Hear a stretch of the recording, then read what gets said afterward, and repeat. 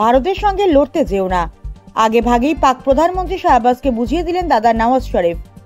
বর্তমানে পাকিস্তানের প্রধানমন্ত্রী পদে থাকলেও ছোট ভাই শাহবাজ শরীফের থেকে অনেক বেশি অভিজ্ঞ নওয়াজ শরীফ। 3 বার পাক প্রধানমন্ত্রীর গদি সামলেছেন তিনি।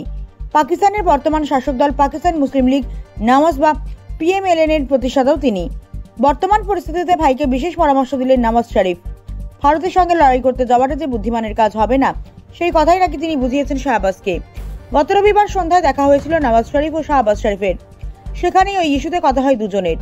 বিশেষত সিন্ধু চুক্তি স্থগিত হওয়ার পর পাকিস্তান কি করবে সে ব্যাপারে কথা বলেন তারা।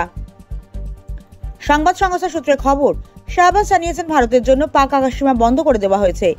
যে কোনো আঘাতে পাকিস্তান যে প্রত্যাঘাত করতে প্রস্তুত সে কথাও জানিয়েছেন শাহবাজ। কিন্তু এসব শুনে নওয়াজ পরামর্শ দিয়েছেন ভারতের বিরুদ্ধে কোনো আক্রমণাত্মক পদক্ষেপ না করাই ভালো। কূটনৈতিক স্তরের বিষয়টি মিটিয়ে নেওয়ার পরামর্শ দিয়েছেন নওয়াজ।